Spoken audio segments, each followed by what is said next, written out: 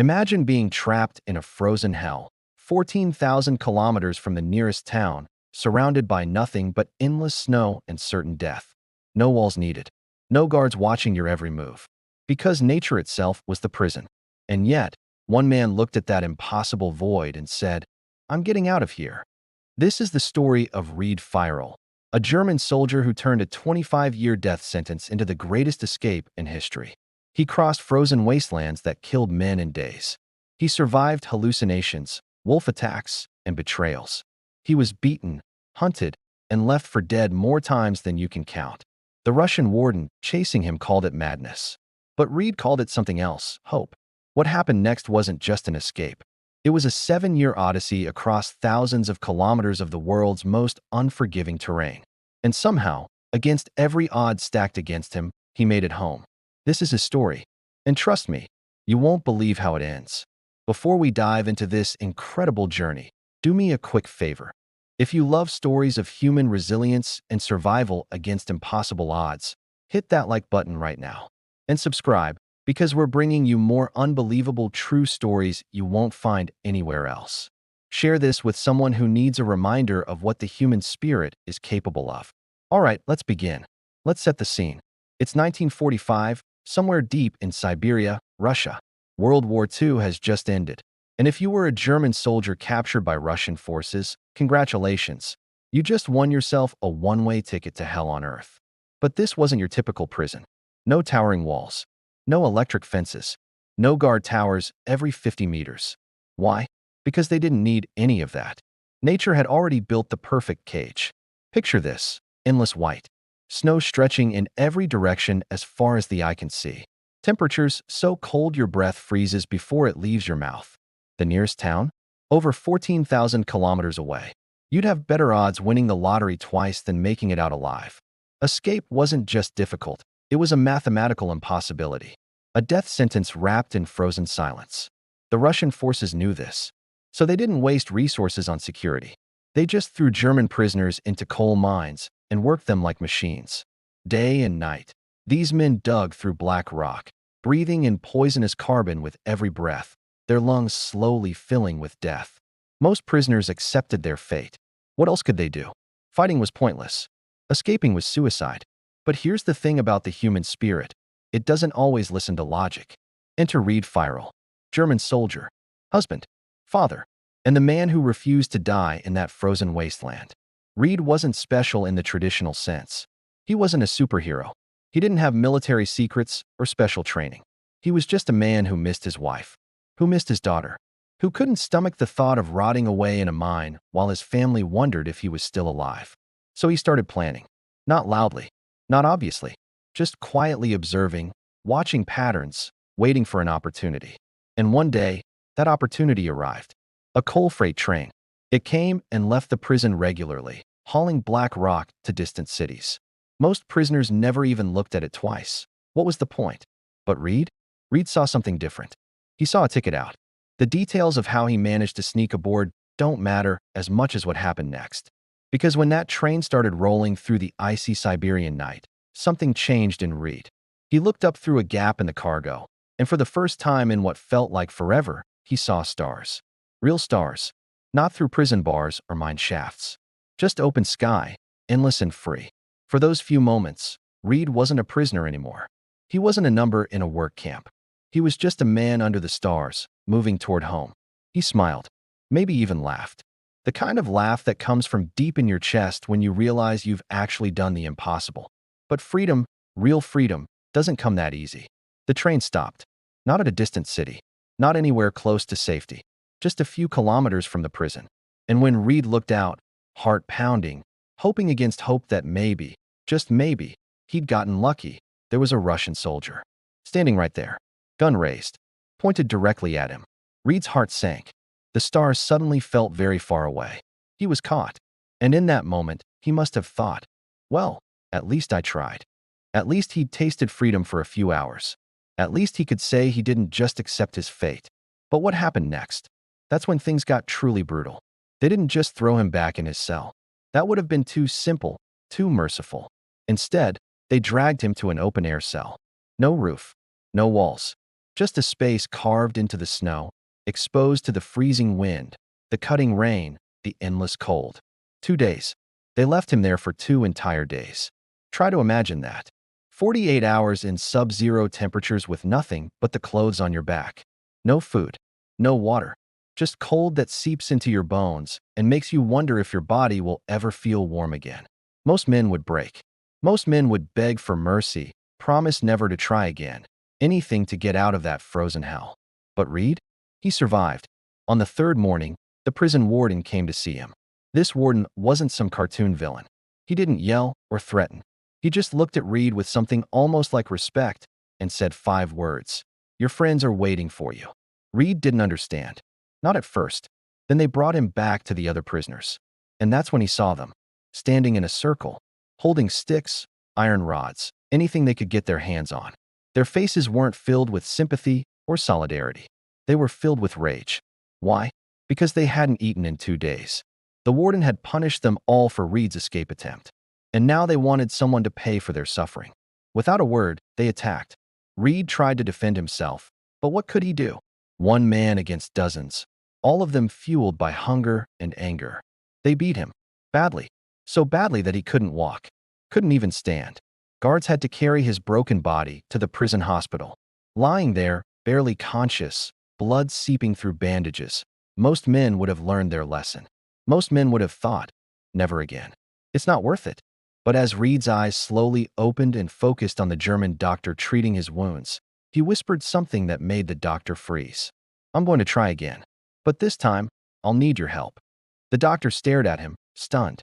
After everything, the cold, the beating, the impossible odds, Reed wasn't done. He wasn't even close to done. And that's when this story truly begins. The doctor thought Reed had lost his mind. And honestly, maybe he had. Because what kind of man gets beaten within an inch of his life and immediately starts planning his next escape?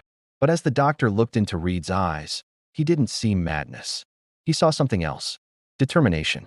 The kind that doesn't bend, doesn't break, doesn't negotiate with reality. Still, the doctor had to be honest. Even if you make it out, he said quietly, checking Reed's wounds, the cold will kill you. You understand that, right? The prison isn't the real problem. It's what's outside. Thousands of kilometers of frozen wasteland. No food, no shelter. You'll freeze to death before you make it 10 kilometers. Reed just nodded. He knew. But then the doctor said something that changed the conversation entirely. He leaned in closer and added, staying here will kill you too. Just slower. He explained what Reed already suspected but hadn't fully accepted. The coal mines they worked in every day were filled with poisonous carbon. Every breath they took down there was another step toward cancer, lung disease, a slow, suffocating death. The prison wasn't keeping them alive. It was killing them gradually, methodically, without mercy. So what's the difference? The doctor asked. Die fast out there, or die slow in here. That's when Reed understood. The doctor wasn't trying to talk him out of escaping. He was talking himself into helping.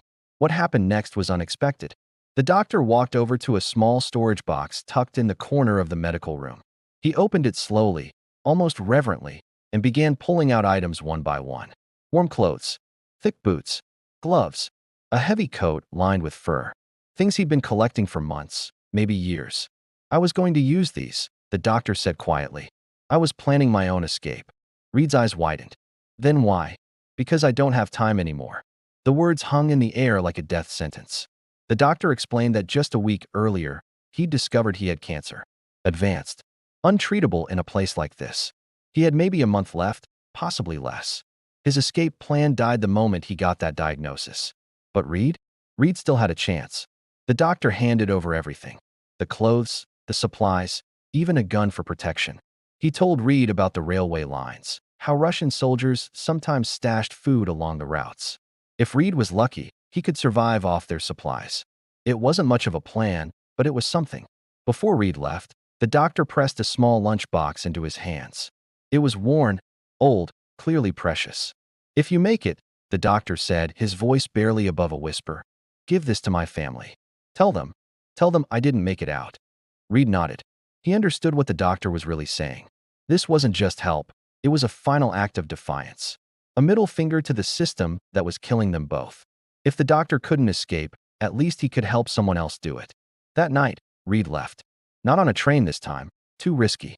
He went on foot, disappearing into the dark like a ghost. The snow crunched beneath his boots, and every step felt like both progress and danger. He walked through the night, didn't stop when morning came, barely stopped to breathe. Because he knew what would happen when they discovered he was gone. And he was right. Back at the prison, the warden made his morning rounds and immediately noticed Reed's absence. His jaw tightened. Not again. Not this one.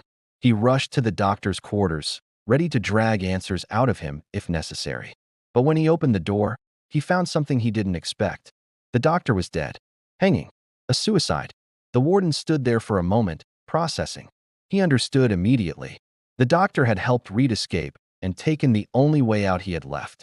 He knew what the punishment would be for aiding a prisoner. He knew they'd torture him for information, make his last days unbearable. So he chose his own end, on his own terms. The warden didn't waste time mourning. He immediately dispatched teams of soldiers with clear orders: bring Reed Firal back alive. Search every kilometer. Check every possible route. Don't stop until he's found. Soldiers spread out across the snow like ants, following protocols, searching in grids. But there was a problem. A big one. Snow. Heavy, relentless snow had been falling since Reed escaped. His footprints? Gone. His trail? Erased. It was as if the land itself was protecting him, covering his tracks as fast as he made them. Days passed. The search teams found nothing. Most of the soldiers started believing what seemed obvious. Reed had frozen to death somewhere out there. His body was probably buried under snow, waiting to be discovered in spring. But the warden didn't believe that. He knew Reed. He'd seen that look in his eyes, that stubborn refusal to quit. This wasn't some desperate fool running blindly into the cold. This was a man with a plan, with supplies, with determination that bordered on supernatural. He's alive, the warden muttered to himself. I know he is. And out there, somewhere in the endless white, the warden was right. Reed was still moving, still walking. His body screamed for rest. His stomach growled with hunger. His feet bled inside his boots. But he didn't stop. Couldn't stop. Because stopping meant dying, and dying meant never seeing his family again. 9 days. That's how long he walked. 9 days of nothing but white, cold, and the sound of his own breathing. And then, on that 9th day, something happened that would either save his life or end it. He heard dogs barking. Reed's heart nearly exploded in his chest. Dogs. Barking. Getting closer. He spun around and saw it. A sled racing toward him, dogs pulling it at full speed, a figure riding behind them. They were coming right at him. Fast. Too fast. Reed tried to move, tried to run, but his body wouldn't cooperate. The sled slammed into him, and everything went black for a second. When he opened his eyes, gasping, ready for the worst. Nothing. No sled. No dogs. No one. It was a hallucination. His mind, starved and exhausted, playing cruel tricks on him. The dogs, the sled, the rider, none of it was real. He'd been walking for 9 days straight with barely any food, and his brain was starting to fracture under the strain. Reed collapsed to his knees, breathing hard, trying to separate reality from imagination. This was the danger no one talks about with extreme isolation and starvation. It's not just your body that breaks down, it's your mind. And out here, alone, with nothing but snow and silence, the line between what's real and what's not gets dangerously thin. But Reed forced himself up. He had to keep moving. If he stopped, if he gave in to the exhaustion, he'd never get up again. Days blurred together. He lost count of how long he'd been walking. His food supplies, the little the doctor had given him, were completely gone. His body was running on fumes, on willpower alone. Every step felt like lifting a boulder. His legs trembled. His vision blurred. And then, finally, his body made the decision for him. He collapsed face first into the snow and didn't get up. Hours passed. Maybe more. Time meant nothing anymore. When Reed's eyes slowly cracked open, he heard something. A sound. Real this time, not a hallucination.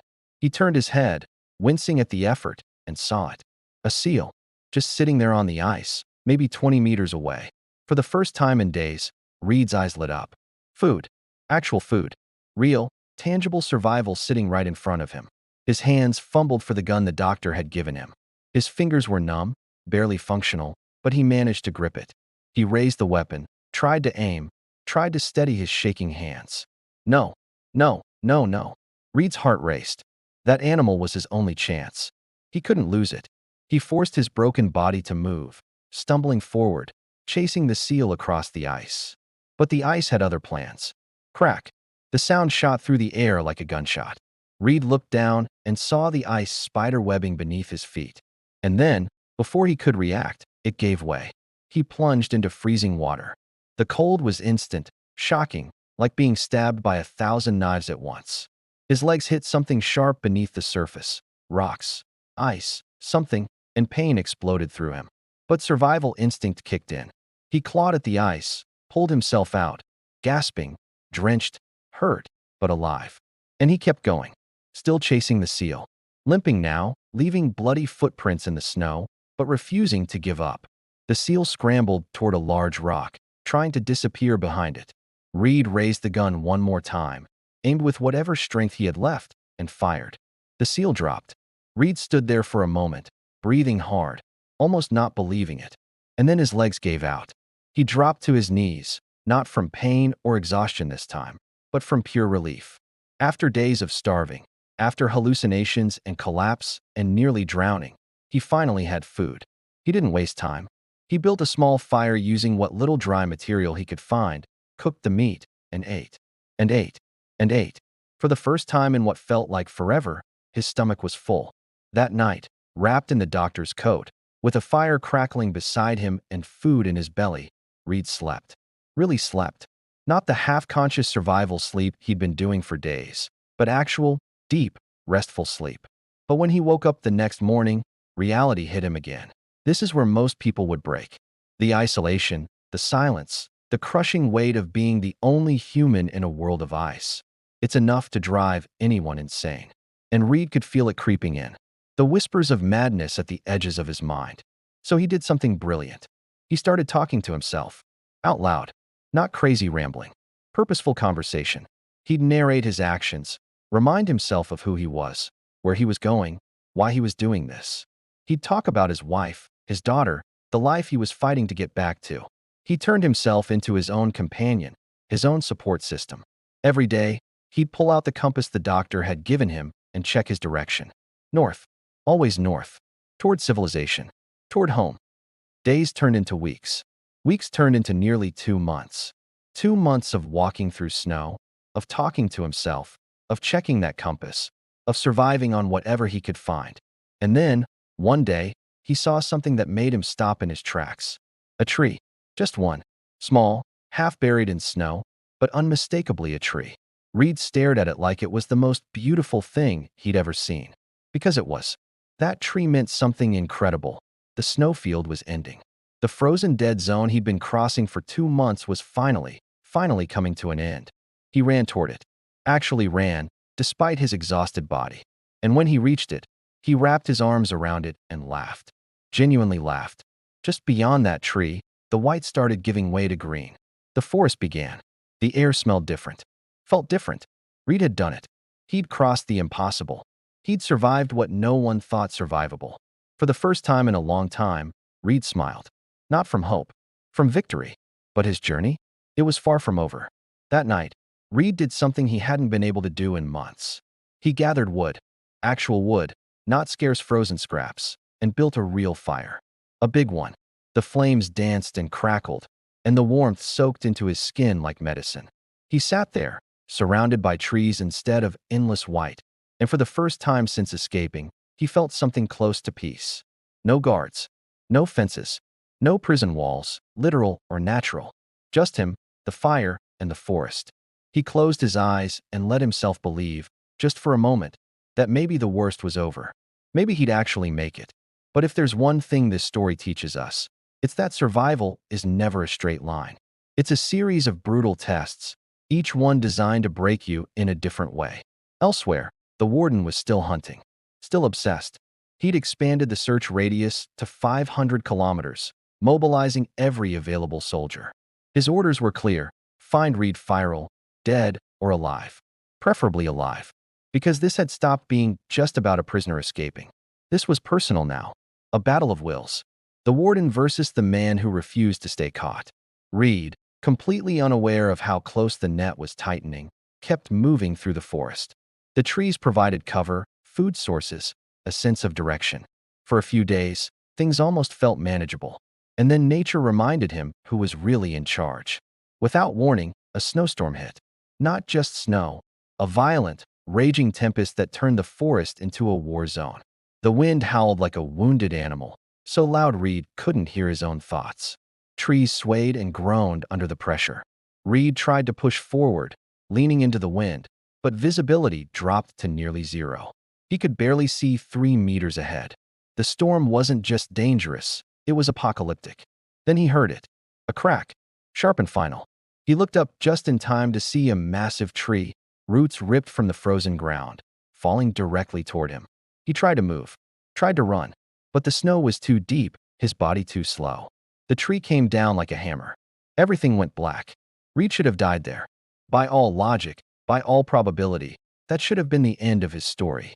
Crushed under a tree in the middle of a snowstorm, alone, with no one around to even find his body. But luck, or fate, or whatever you want to call it, hadn't completely abandoned him.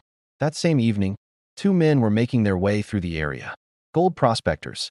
They were searching for precious metal in the remote wilderness, hoping to strike it rich where others wouldn't dare to look. They almost missed him, almost walked right past. But one of them spotted something, a hand sticking out from beneath the fallen tree, barely visible in the snow. They rushed over, worked together to lift the massive trunk just enough to pull Reed out. He was unconscious, barely breathing, but alive. These 2 strangers saved his life. And from that moment, the 3 of them became a unit. They traveled together, sharing supplies, watching each other's backs. For days, they pushed through the snow side by side. 3 men united by the simple goal of survival. Eventually, they reached a river. Wide, cold, flowing with dangerous currents. Crossing it on foot was impossible. So they did what desperate men do. They built a makeshift raft out of wood and rope, something barely sturdy enough to hold their weight. As they pushed off from the shore, floating across the icy water, the tension between them started to ease. They began talking, sharing stories from their childhoods, memories from lives that felt impossibly far away now. For a brief moment, they weren't just survivors, they were human again. But the river had its own plans.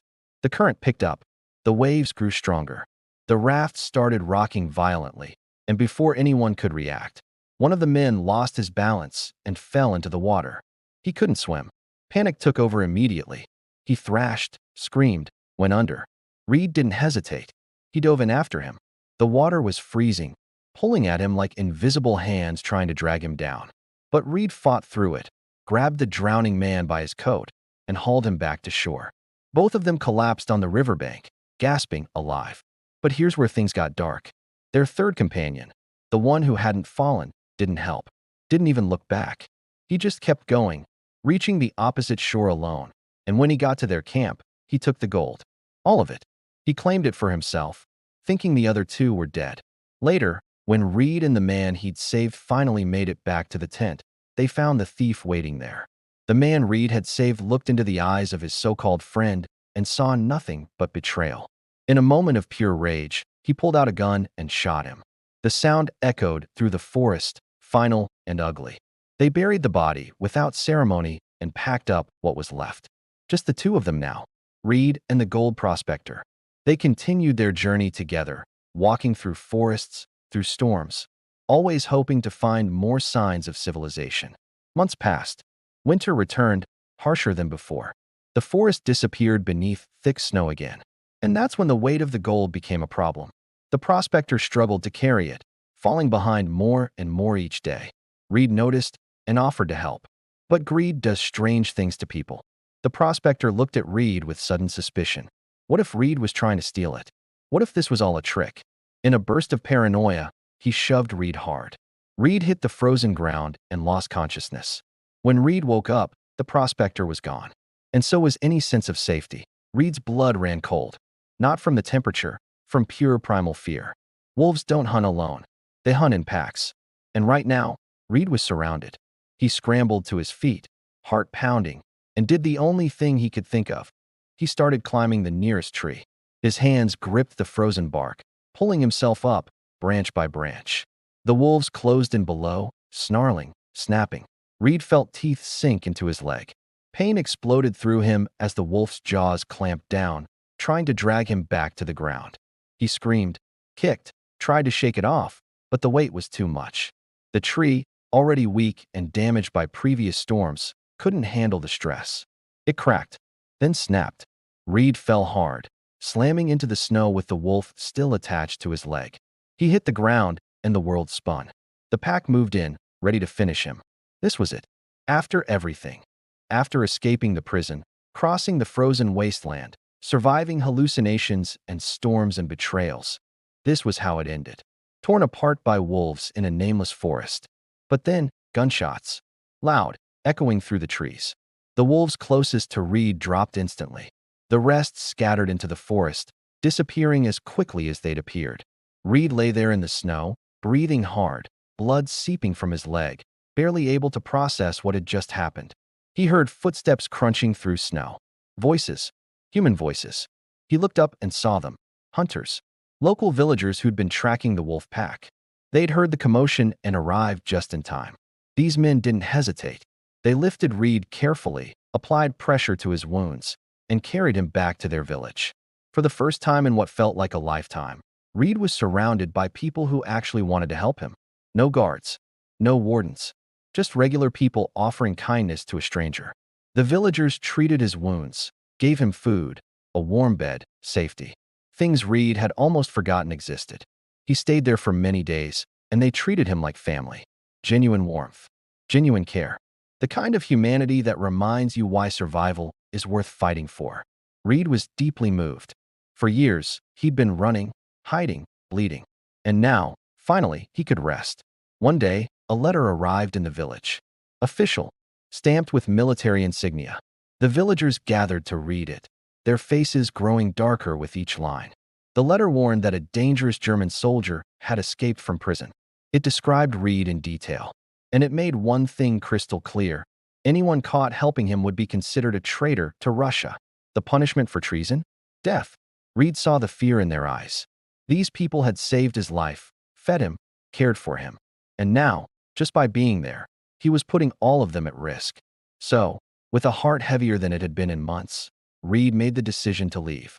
Before he went, the villagers gave him supplies. Food, warm clothes, everything they could spare. And they gave him something else, a dog. A loyal hunting dog who'd follow him, protect him, keep him company. For the first time in forever, Reed didn't feel completely alone. He and the dog traveled for days. The dog stayed close, alert, occasionally running ahead to scout, but always coming back. It was companionship. Real, living companionship. And it made the journey feel just a little less impossible. Eventually, they came across a lumber mill. The dog, hungry and curious, ran inside looking for food. Reed followed, trying to call the dog back quietly. But the workers spotted him. They recognized him from the warden's description. They took him to the mill owner, and Reed, exhausted and out of options, told the truth. All of it. His escape, his journey, the years he'd spent running. The workers listened. Some of them even seemed sympathetic. They gave him food, let him rest. The mill owner seemed particularly understanding. He told Reed he'd arrange for him to secretly board a train headed toward Germany. Reed's heart soared. Maybe, finally, he was going home. The mill owner gave him specific instructions, which train to board, when, where to hide. Reed thanked him profusely, almost unable to believe his luck was finally changing. What Reed didn't know was that the mill owner had already informed the warden. The moment Reed left the office, a message was sent. The trap was set. When the train approached the next station, Reed looked out and saw them, soldiers. Lots of them. Waiting. Watching. He didn't wait for the train to stop. He jumped off while it was still moving, hit the ground hard, rolled, and ran. Russian guards spotted him immediately and gave chase. Reed sprinted across the railway tracks, legs burning, lungs screaming. And then, out of nowhere, the warden appeared. Right in front of him, blocking his path. Reed's heart sank. This was it. Game over. The warden reached out to grab him. And then, Reed's dog lunged. Teeth bared, the animal attacked the warden, biting hard, knocking him back. That split second of chaos gave Reed the chance he needed. He ran, harder than he'd ever run before. He climbed onto a bridge, spotted another passing train, and leaped. He landed hard on one of the cars, clinging to the side, and the train carried him away. But as he looked back, his heart shattered. His dog lay on the tracks, motionless, shot. Pain ripped through Reed, but he couldn't stop. He held on to that train and disappeared into the distance once again. The warden stood there, watching him vanish, and for the first time, a strange expression crossed his face. Almost like respect. Let's pause for a second and talk about what just happened. Because it's easy to gloss over these moments. But think about what Reed just lost. That dog wasn't just an animal. It was the first real companion he'd had in years. It didn't judge him, didn't betray him. It just stayed. Loyal. Protective. And now it was gone. Shot dead trying to save him. Reed clung to that train, watching his dog's body get smaller and smaller in the distance. And something inside him broke. Not his will. He was too far along to give up now.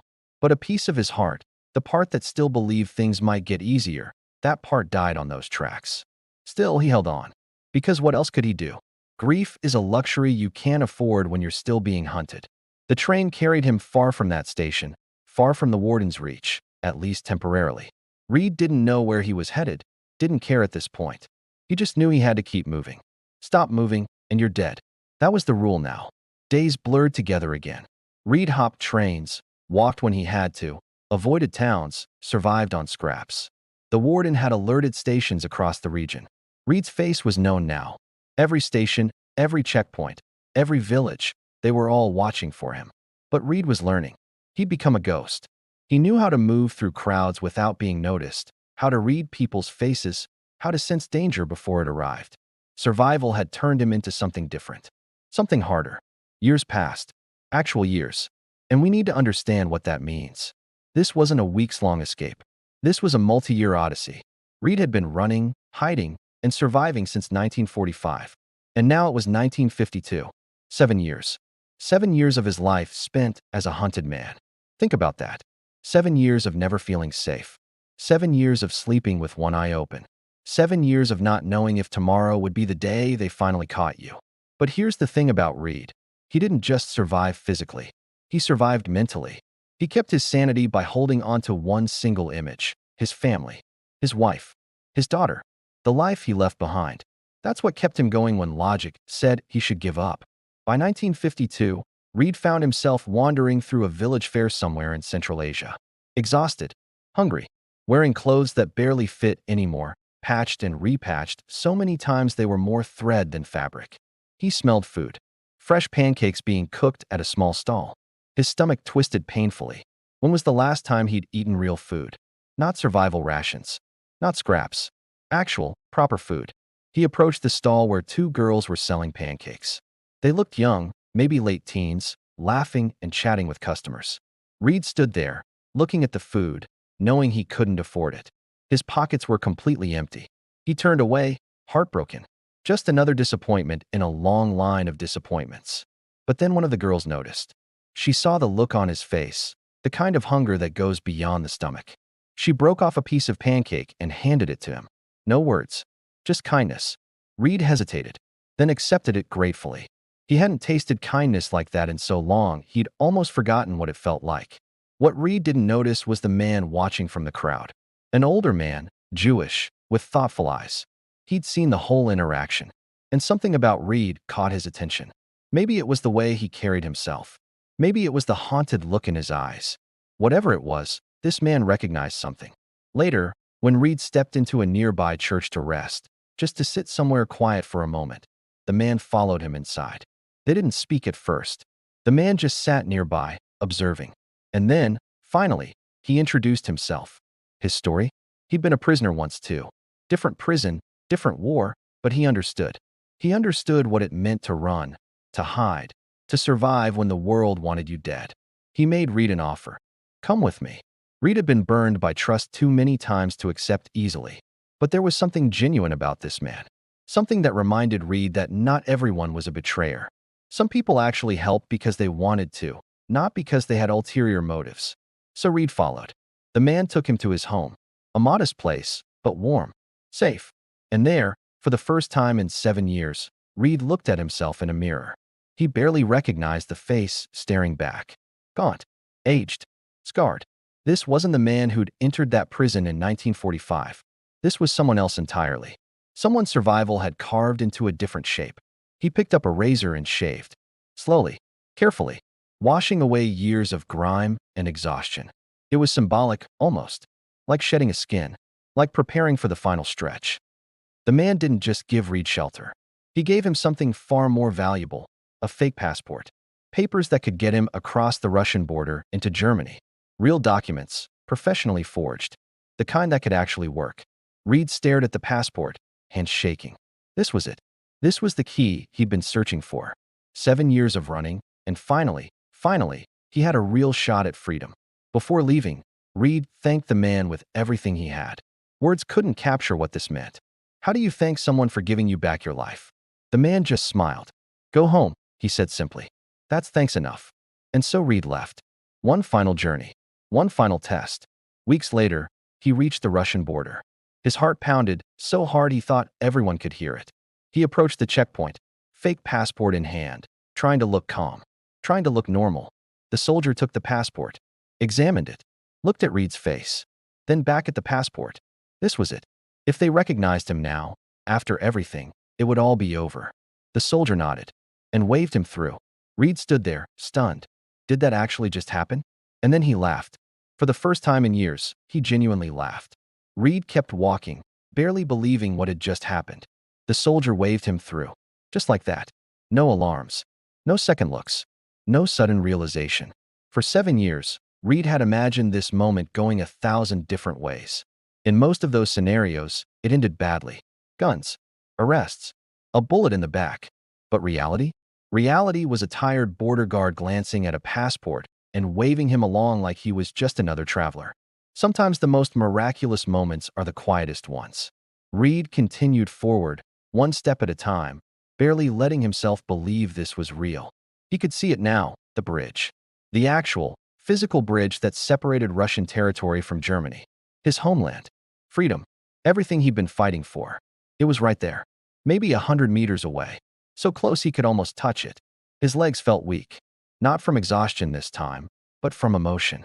7 years of pain, suffering, loss, and hope were all converging into this single moment. Every person who'd helped him, the doctor, the villagers, the mysterious Jewish man, they'd all led to this bridge. Reed started walking across. Each step felt surreal, like walking through a dream. The kind where you're not sure if you'll wake up before reaching the end. He reached the middle of the bridge. Halfway, technically still on Russian soil, but so close to Germany, he could practically feel it. And that's when the light hit him. Blinding. Sudden. Reed froze. His heart sank into his stomach as his eyes adjusted, and he saw who was standing there, waiting for him. The warden. Of course. Of course it was him. After 7 years, after 14,000 kilometers, after everything, the warden was still there. Still hunting. Still refusing to let go. For a moment, neither of them spoke. They just stared at each other across the bridge. Two men who'd been locked in this strange, unspoken battle for 7 years. The hunter and the hunted. The prison warden and the man who wouldn't stay caught. Reed's mind raced. He was still on Russian soil. Technically, the warden had every right to arrest him right there. 7 years of running, and it could all end in the middle of this bridge. But here's where the story takes a turn no one saw coming. The warden didn't move to grab him, didn't call for guards. He just stood there, looking at Reed with an expression that was hard to read. Not anger, not triumph, something else. And then he spoke. This was a fight between two soldiers, the warden said quietly. Me and you. Reed said nothing, just waited. And you? The warden continued, a slight smile crossing his face. You won. Reed couldn't believe what he was hearing. The warden stepped aside, clearing the path. Go live your life, he said simply. For a moment, Reed just stood there, stunned. Was this a trick? A trap? Some final cruel game before the arrest? But the warden didn't move. He just watched, waiting. And Reed understood. This wasn't about rules or orders or duty anymore. This was about respect. One soldier acknowledging another. The warden had chased Reed across thousands of kilometers, mobilized entire search teams, dedicated 7 years to recapturing this one man. And Reed had beaten him, fair and square. In the warden's eyes, Reed had earned his freedom. So Reed walked. Not running this time, just walking. Slow, steady steps across the bridge. And with each step, the weight of 7 years began to lift. He crossed the border, stepped onto German soil, and felt something he hadn't felt since 1945. Safety. Real, actual safety. Tears streamed down his face. He didn't bother wiping them away. After everything, after the cold, the hallucinations, the beatings, the wolves, the betrayals, the deaths, he'd made it. He was home. But the journey wasn't quite over yet. Because freedom is one thing. Family is another. Reed traveled to the last place he knew, his house. The home he'd left nearly a decade ago. He didn't know if his family still lived there. Didn't know if they'd moved, if they'd given up hope, if they even remembered him. As he approached, his heart pounded harder than it had at any point in the last 7 years. He saw the house. Still there. Still standing. And then he saw them. His wife and daughter, leaving for church. They looked older. His daughter especially. She'd been just a child when he left. Now she was nearly grown. Reed followed them at a distance. He wanted to run to them, shout their names, but something held him back. Fear, maybe. Fear that they wouldn't recognize him. Fear that too much time had passed. Fear that he'd become a ghost in their lives, a memory they'd learned to live without. His daughter walked ahead of his wife, chatting about something Reed couldn't hear. And then, something made her look back. Maybe it was instinct. Maybe it was fate. Maybe she felt his presence the way you sometimes feel someone watching you. She turned her head, and her eyes locked onto his. For a second, she just stared, confused, processing. And then, recognition. Instant, complete recognition. Her face transformed, eyes widening, mouth opening in shock. She didn't say anything. She just ran. Reed opened his arms, and she crashed into him, holding on like she'd never let go again. His wife turned, saw them, and her hand flew to her mouth, tears immediately streaming down her face. She ran too, and then all three of them were together, holding each other, crying, laughing, unable to form words because words weren't enough for this moment. After 7 years of pain, 7 years of silence, 7 years of hope that sometimes felt impossible to hold on to, Reed was home, actually home. The prison warden stood on that bridge watching Reed disappear into Germany, and maybe, just maybe, he smiled. Because sometimes, just sometimes, the good guys win. Let's take a moment to really understand what just happened on that bridge. Because it's easy to rush past it, to focus on the reunion, the happy ending. But that moment between Reed and the warden, that deserves its own spotlight. Think about it from the warden's perspective. For 7 years, this man had dedicated himself to one mission: recapture Reed Firal. He'd mobilized soldiers, expanded search perimeters, sent letters to villages, coordinated checkpoints. He'd made Reed's recapture a personal crusade. And now here they were, face to face. Reed still technically on Russian soil, completely within the warden's jurisdiction to arrest. One word from the warden, and soldiers would come running. Reed would be dragged back to prison. The chase would be over. But the warden didn't do that. Instead, he acknowledged something deeper, something that transcends borders and laws and duty. He acknowledged that Reed had earned his freedom, not legally, but morally, through sheer determination, through refusing to break, through surviving what shouldn't be survivable. The warden was a military man. He understood what it meant to fight for something, and he recognized that same fight in Reed. This wasn't about crime and punishment anymore. This was soldier to soldier. And in that context, Reed had won the battle. So the warden stepped aside, not because he had to, but because, in some strange way, it was the honorable thing to do. And Reed walked across that bridge carrying more than just his physical body. He carried the memory of the doctor who'd sacrificed himself, the villagers who'd risked their lives to help him, the nameless Jewish man who'd given him the key to freedom, the dog who'd died protecting him. Every step across that bridge was for them too. When Reed's feet touched German soil, when he felt that invisible line between Russia and Germany pass beneath him, something fundamental shifted. The prisoner ceased to exist. The hunted man vanished. And Reed Firal, husband, father, human being, returned. But returning physically isn't the same as returning emotionally. 7 years is a long time. People change. Families move on. Life doesn't pause just because someone disappears. Reed knew this. As he walked toward his home, toward the last address he remembered, fear crept in. What if they'd moved? What if his wife had remarried, assuming he was dead? What if his daughter didn't remember him? What if he was walking toward a ghost of a life that no longer existed? These thoughts must have been torture. After surviving everything else, The possibility of emotional devastation, of coming home to nothing, might have been the hardest thing to face. But he kept walking, because he'd come this far, because turning back wasn't an option, because hope, real hope, doesn't calculate odds. And then he saw them, saw his wife and daughter leaving for church, saw that they were still there, still in the same house, still living the life he'd left behind. His heart must have exploded in that moment. But still he hesitated, followed at a distance, maybe giving himself one last moment to process, to prepare, to become the man they remembered instead of the ghost he'd become. His daughter looked back. That detail matters. Because it wasn't Reed who made the first move. It was her. Some instinct, some impossible knowing that pulled her gaze toward her father. And when she recognized him, when her brain processed what her eyes were seeing, the world must have stopped. Because logically, it couldn't be him. Dead men don't come home. Prisoners sentenced to Siberian labor camps don't walk back through your door 7 years later. But there he was. Real. Solid. Alive. She ran to him. Not walked. Ran. Because 7 years of grief and loss and missing him all compressed into that single moment of recognition. And when she reached him, when she felt his arms around her, all those years collapsed into nothing. His wife saw, understood, ran too.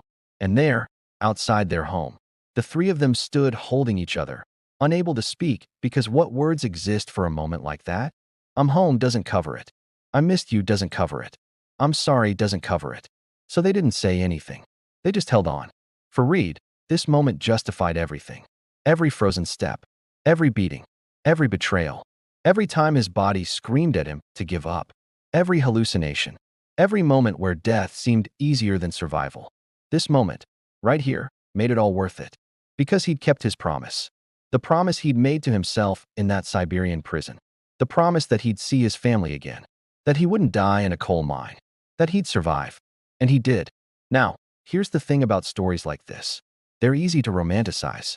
Easy to turn into pure inspiration. But the reality is more complicated. Reed would carry those 7 years with him forever. The trauma, the losses, the things he saw and did to survive. You don't walk through hell and come out unchanged. But he also carried something else. Proof that the human spirit is unbreakable when it has something to fight for. Reed's story isn't just about physical survival. It's about mental fortitude. About refusing to let circumstances define you. About holding on to hope even when logic says hope is foolish. He crossed 14,000 kilometers of impossible terrain. Survived temperatures that killed men in days. Outlasted hallucinations, wolf attacks, betrayals, and a 7-year manhunt. Not because he was superhuman, but because he had a reason. His family, his home, his life. And in the end, that reason was enough. This is the story of Reed Firal, a man who escaped the world's most impossible prison. Not once, but twice. Who turned a 25-year death sentence into a 7-year journey home.